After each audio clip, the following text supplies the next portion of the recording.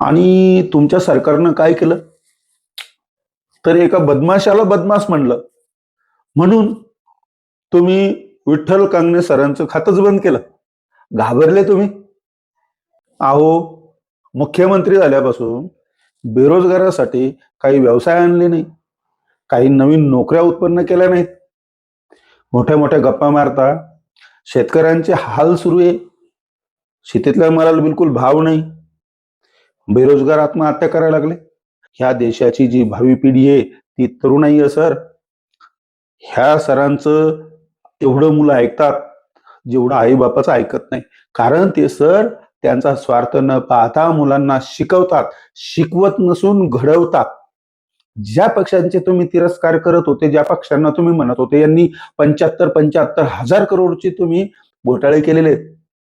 ठीक, मी पुन्हा येईन, मी पुन्हा येईन, मी पुन्हा येईन.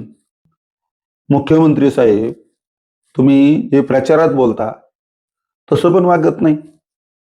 ज्या पक्षाच्या तुम्ही कितीतरी बुराया सांगितल्या, तुम्ही कितीतरी राजकारणी लोकांबद्दल विरोध दर्शवले, तुम्ही त्यांच्याच गळ्यात गळा घालून आज राजगादीवर बसले साहेब. शब्दाला किंमत नाही तुमच्याजवळ. आणि आज तुम्ही या महाराष्ट्राचे मुख्यमंत्री होऊन बसले. अहो, तुम्ही ज्यांचं खातं बंद केलं, ज्यांचा इंस्टाग्रामचा अकाउंट बंद केलं, तो व्यक्ती साधारण नाही. विठ्ठल कांगणे म्हणतात त्यांना. लाखो करोडो मुलांचे, नवजवानांचे, तरुणांचे ते काळीज आहे, काळीज. तुम्ही अशा व्यक्तींचं खातं एक भोंदू बाबामुळं, अशोक खरातमुळं. अशोक खरात हा वाईट आहे, मग त्याला वाईट म्हटलं. तुम्ही लगेच 4 दिवसातच विठ्ठल कांगणे सरांचं इंस्टाग्राम खातंच बंद करून टाकलं. काय मुख्यमंत्री साहेब? अहो, मुख्यमंत्री झाल्यापासून बेरोजगारासाठी काही व्यवसाय आणले नाही, काही नवीन नोकऱ्या उत्पन्न केल्या नाहीत. मोठ्या मोठ्या गप्पा मारता. शेतकऱ्यांचे हाल सुरू आहे.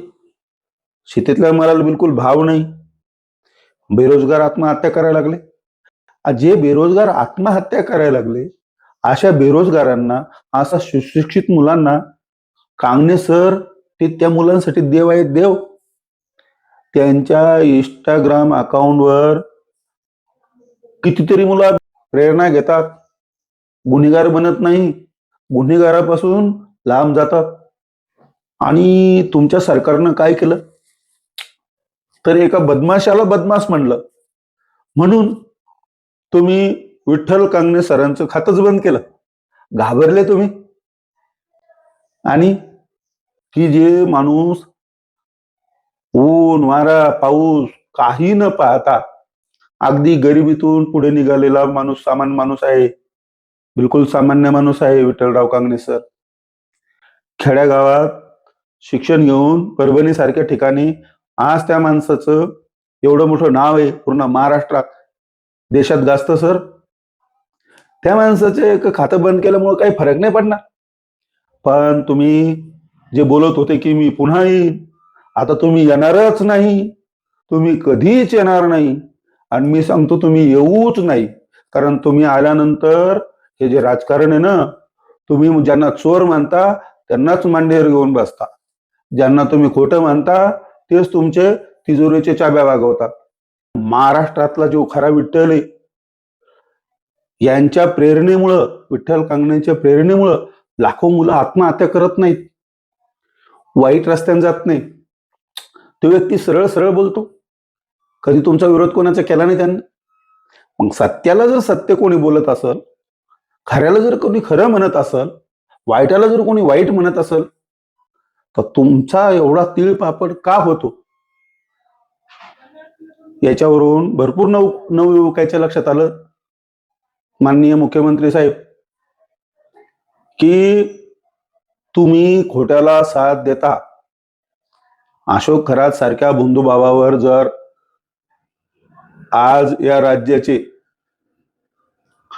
मुख्यमंत्री, त्या माणसाला, अशोक खरातला जर कोणी वाईट म्हणलं तर तुम्ही त्याचं खातं बंद करायला निघाले.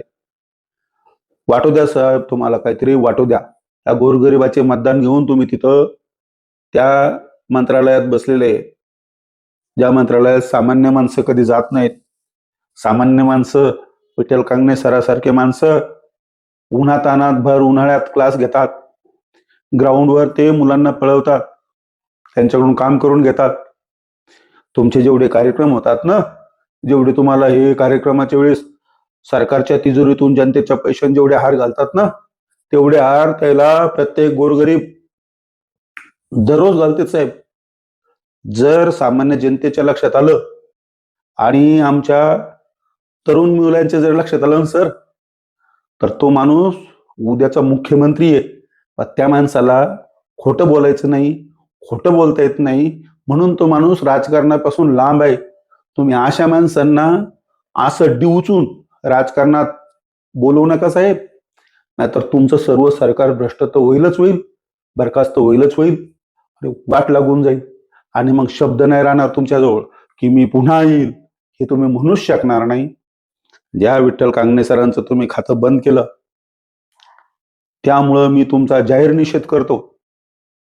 आणि मी सरळपणे एक मजबूतीने तुम्हाला सांगू इच्छितो, हात जोडून सांगू इच्छितो, की तुम्ही कोणाच्याही नादी लागा. तुम्ही राजकारणाबद्दल काहीही बोला, कोणत्या मोठ्या नेत्याला टार्गेट करा, परंतु तुम्ही एका शिक्षकाला, असा शिक्षक ज्यांना सरकारी पगार नाही, त्या माणसानं सांगितलेलं आहे साहेब की एखाद्याला जर फी नसेल तर तो माणूस त्या माणसाला म्हणतो की तू येऊन बस, काहीतरी घड, मी पैशासाठी हे सुरू केलेले नाही. आणि त्या माणसाच्या हातातून, प्रेरणेतून कितीतरी मुलं आज सरकारी नोकरीला लागलेले आहेत, घडलेले आहेत. आणि मुख्यमंत्री साहेब, तुम्ही काय सुरू केले, काय तुमचं शासन आहे, काय तुमचे सत्ताधारी पक्ष आहेत. अहो, एक सरळ आणि साध्या माणसानं 2 शब्द खरं बोलल्यामुळे तुमचं एवढं डोकं दुखलं, एवढे धाबेदन आणले. तुम्ही एक नोटीस पाठवायला पाहिजे होतं, तुम्ही त्यांना मुलाखतीसाठी बोलवायला पाहिजे होतं. आणि असं का व्हिडिओ बनवला किंवा काय लिहिलं हे तुम्ही प्रेसच्या समोर विचारायला पाहिजे होतं, व्हिडिओच्या समोर विचारायला पाहिजे होतं. तुम्ही चिंगारी, हे समजले नाही अजून. विठ्ठल कांगणे ही एक तरुणाईची चिंगारी आहे. जर माचीसवर ती चिंगारी ओढल्या गेली तर त्या आगीतून कोणीही वाचणार नाही, कारण ह्या देशाची जी भावी पिढी आहे ती तरुणाई आहे सर. ह्या सरांचं एवढं मुलं ऐकतात जेवढं आई बापाचं ऐकत नाही, कारण ते सर त्यांचा स्वार्थ न पाहता मुलांना शिकवतात, शिकवत नसून घडवतात. त्यांच्या प्रत्येक व्हिडिओ पहा, लक्ष घालून 10 मिनिट टाइम काढा, मनातून बोलतात ते कधी काँग्रेसची बाजू घेत नाही, कधी भाजपची बाजू घेत नाही, कधी शिवसेनेची बाजू घेत नाही. जे खरं आहे ते बोलतात. तुम्ही तोंड दाबता काय? सत्याची बाजू घेणारे माणसं कधीही दबत नसतात. तुम्ही सूर्याला तळहाताने दाबायचा प्रयत्न करता, ही चुकी आहे मुख्यमंत्री साहेब. तुम्ही त्यांचं इंस्टाग्राम खातं सुरू करा. इंस्टाग्रामवर जर आयडी ब्लॉक झालेला असेल तर कांगणे सरांना काही फरक पडणार नाही, परंतु ज्या इंस्टाग्रामच्या खात्यावरून लाखो मुलं कोणतेही पैसे पेड न करता शिकत होते, प्रेरणा घेत होते, त्यांचे नुकसान तुम्ही काय करता? तुम्ही बुद्धिजीवी आहे, संपूर्ण महाराष्ट्राला माहित आहे, पण कांगणे सरासारख्या आणखी इतर काही लोकांसारख्या विचारवंत लोकांच्या मनातून तुम्ही उतरू नका साहेब. झाडावर हल्ले करणारे व्यक्ती आहेत तुम्ही, हे सर्वांच्या लक्षात आलेलं आहे. त्याकरता मी तुम्हाला 2 शब्द सांगणार होतो की मुख्यमंत्री साहेबा, तरुणाईच्या नादी लागू नका. आम्ही आज युट्यूबवर तुम्हाला हेच सांगतो की तुमचं सरकार काही एक हाती सरकार नाही. उचलून आणलेले लोकांसोबत तुम्ही घेऊन सरकार स्थापन केलेलं आहे साहेब. पळून आणलेले लोकांना तुम्ही पक्ष तोडून लोकांना आणलं. ज्या पक्षांचे तुम्ही तिरस्कार करत होते, ज्या पक्षांना तुम्ही म्हणत होते यांनी 75 हजार करोडचे तुम्ही घोटाळे केलेले आहेत, ठीक, त्याच लोकांना तुम्ही जवळ घेतलेले आहे साहेब. मग कुठे गेले ते घोटाळे? मी म्हणत नाही की त्यांनी घोटाळे केले, मला माहित नाही, परंतु हे तुमचे व्हिडिओ आहेत, तुमच्या शूटिंग आहेत साहेब. तुम्हाला सर्व काही चालतं हे आम्हाला माहीत आहे, परंतु हे आम्हाला चालत नाही की आमच्या ह्या सरांच्या बद्दल तुम्ही हे पाऊल उचललं, याचा मी पुन्हा एकदा जाहीर निषेध करतो. आणि हा व्हिडिओ पाहिल्यानंतर जर तुम्हाला असं वाटलं की मी जर काही चुकीचं बोललो, ठीक, तर माझ्यावरही तुम्ही कारवाई करू शकता.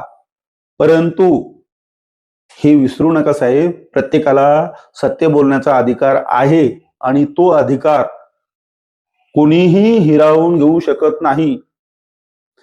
सर्व पदापेक्षा मानव अधिकार हा सर्वात महत्वाचा साहेब. आणि स्वातंत्र्य, मनात आलेलं बोलणं, जे मनाला सत्य वाटतं ते बोलणं, हे बोलणं तुम्ही कोणाचं रोखू शकत नाही.